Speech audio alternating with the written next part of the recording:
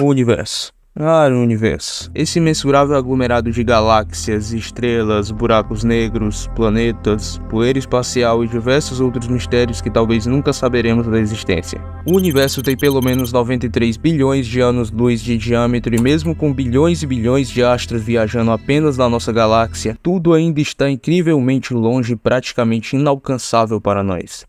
Tamanha imensidão levanta algumas perguntas na mente de muitas pessoas. Por exemplo, de onde viemos e para onde estamos indo? Qual o propósito da vida e onde tudo isso se iniciou? Todas essas perguntas podem possuir variadas respostas, dependendo apenas para quem você vai direcionar ela. A vida e a consciência são temas que intrigam a ciência, a filosofia e as religiões. Mesmo que você pareça insignificante no vasto mundo e universo, saiba que na verdade você é um exemplar raro, curioso e incompreensível. Você representa a vida e a consciência, algo que, segundo o paradoxo de Fermi, deveria ser comum em todas as galáxias. No entanto, por alguma razão, nunca encontramos evidência disso fora do nosso planeta. Ao longo de milhões de anos, com acertos e erros, sobrevivência e extinção, surgiu uma consciência cada vez mais complexa aqui na Terra. Algumas espécies humanas já poderiam se perguntar sobre isso antes mesmo de nos tornarmos o que somos hoje.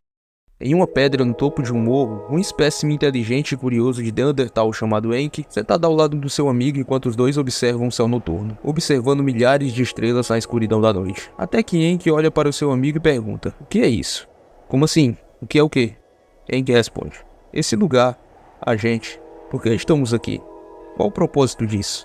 Qual o nosso propósito?" Tudo fica em silêncio por um momento e eles voltam a olhar para o céu. Mas logo seu amigo interrompe respondendo: "Esse lugar foi feito para nós. Tem tudo o que precisamos. É o nosso lar. Obviamente criaram isso para nós. E eles estão nos assistindo e sabem por que estamos aqui. Nossa missão é apenas segui-los." Os dois voltam ao silêncio até que o sol começa a nascer e a noite vai embora. Milhares de anos se passaram e a consciência humana evoluiu significativamente. Hoje possuímos linguagens complexas, conhecimentos transmitidos de geração em geração e compreensão sobre o nosso planeta e além. Mas ainda há uma questão que continua em aberto: de onde viemos? Durante uma aula de biologia, um professor decidiu que seria uma boa ideia fazer um debate entre os alunos da sala, dividindo a sala em dois grupos. Ronald ficou no grupo B, mas como ele havia faltado à última aula, não sabia sobre esse debate. Não chegou a se preparar. Mas tranquilo, ele poderia simplesmente assistir e ganhar sua nota tranquilamente. O tema do debate era sobre a possibilidade de vida extraterrestre, e os que achavam que existe vida fora da Terra começaram perguntando: "Como vocês podem acreditar que não existe nada além da gente fora da Terra? O universo é gigantesco." E daí em diante se iniciou respostas e várias outras perguntas, seguidas de mais respostas atrás de perguntas. Mas uma coisa que estava acontecendo era que a cada pergunta que era passada, a euforia e a agitação disso tudo ia aumentando cada vez mais, chegando a um ponto onde ficava impossível de ouvir o que alguém estava falando e o que estava falando. Ronald, vendo essa situação, começou a pensar: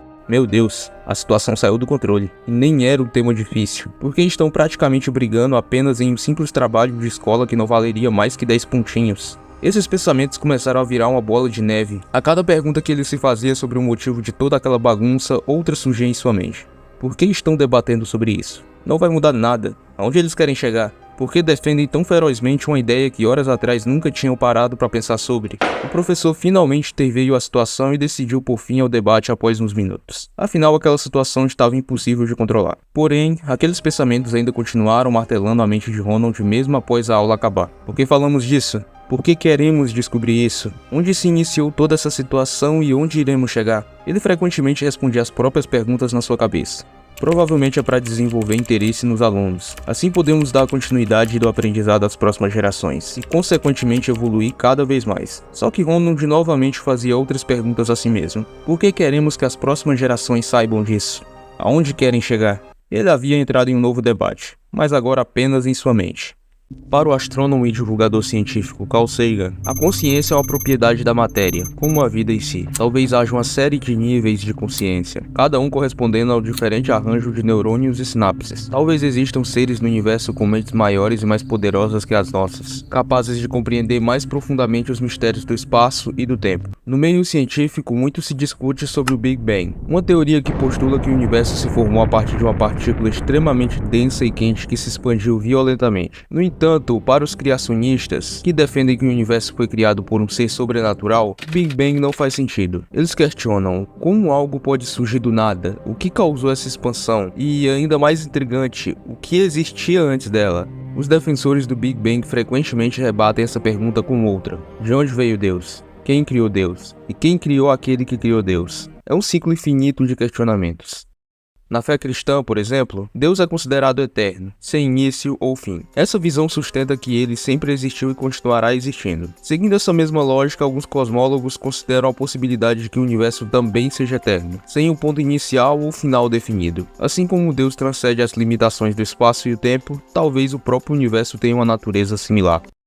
Para compreender a complexidade do universo e da vida, é fundamental entender a composição desses elementos. O universo, por exemplo, é majoritariamente composto por átomos, as menores unidades de matéria que conhecemos, presentes em praticamente tudo ao nosso redor. Essas partículas subatômicas que constituem tudo o que podemos ver e tocar são compostas por 3 componentes principais: prótons, nêutrons e elétrons. No centro do átomo encontramos um núcleo, que abriga os prótons e os nêutrons, enquanto os elétrons orbitam ao seu redor. Os átomos combinam entre si para formar moléculas, que por sua vez são os tijolos básicos das diferentes substâncias e materiais existentes na natureza. Esses átomos estão em todos os lugares, desde as estrelas no espaço até o mais insignificante grão de poeira na Terra, passando pelos seres vivos, como nós. Como você. No entanto, é importante salientar que os átomos são estimados a compor apenas cerca de 4,5% de todo o universo. A grande maioria do universo, na verdade, é composta por 2 entidades misteriosas e invisíveis: a matéria escura e a energia escura. A matéria escura é uma forma de matéria que, embora não emita nem reflita luz, é detectada por sua influência gravitacional na matéria visível. Essa matéria escura está espalhada por todo o universo, formando uma rede invisível que sustenta galáxias e aglomerados de galáxias. Por outro lado, a energia escura é uma forma de energia que parece atuar como uma força repulsiva, impulsionando a aceleração da expansão do universo. Ela ocupa a vasta maioria do espaço vazio entre as galáxias, tornando-se assim a entidade mais abundante do universo conhecido.